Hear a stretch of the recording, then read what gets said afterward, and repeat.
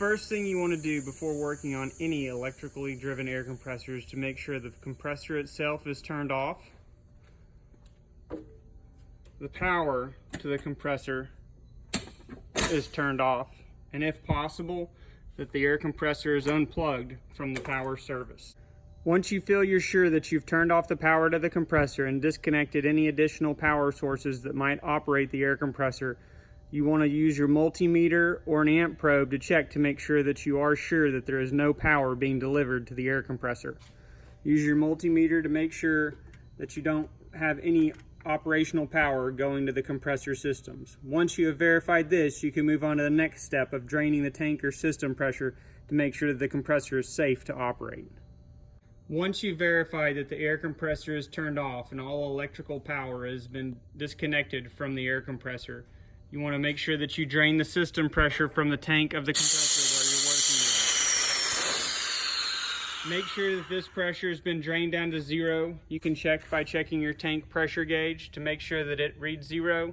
You can also check by pulling the tank safety valve to also make sure that there is no pressure left in the tank. The tank safety valve is typically located somewhere near the gauge. Once you've checked all these things, your compressor is now safe to work on. We are now going to show you how to change the valves in our CA3 series pump. We are going to change a low pressure valve and a high pressure valve to show you how each valve comes out of the compressor head. Your low pressure valves are located in the top center cylinder and the bottom right hand cylinder. Your high pressure valves are located in the bottom left hand cylinder. This is easily distinguishable by the valve cover hold downs, which are significantly larger for the low pressure. First thing we're going to do is loosen all the valve hold down screws on a low pressure.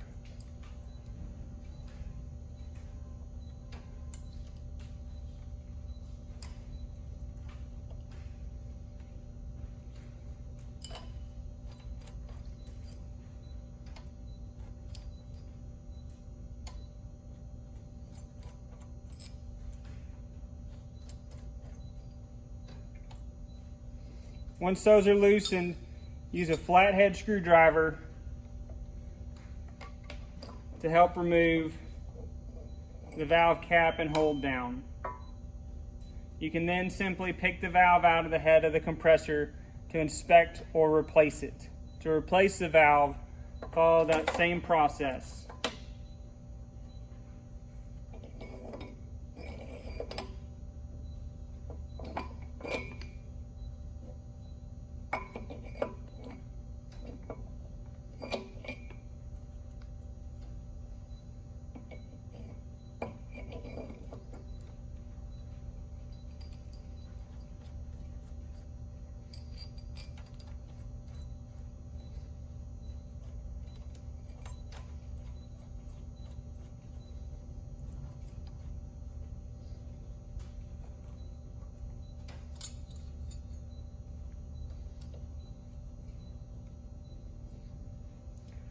You don't want to tighten the bolts up on the same side of the valve cover at the same time, similar as the way you would tighten up the lug nuts on a vehicle.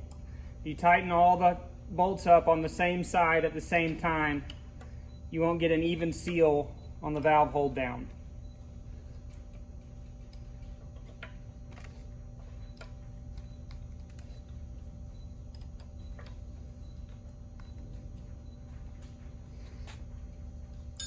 Next, we'll remove a high pressure.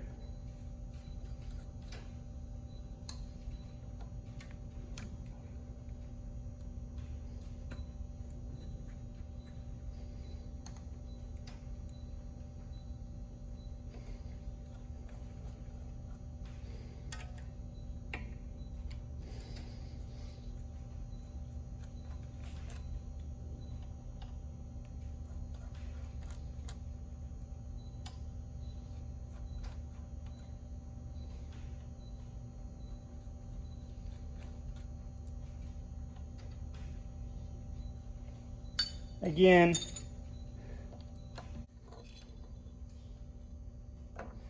remove the valve for inspection Inspect the O-ring seal, make sure there's no damage. If the valve is good, you can simply replace the valve back into the head of the compressor.